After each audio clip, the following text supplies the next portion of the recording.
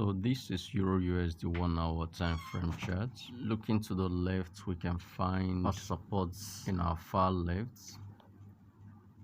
So here is our demand zone, and looking at price action, we found out that when price got to this demand zone, the price was rejected, and as a result we were able to find a triple bottoms at this point, 1 2 3, and price continued in a range.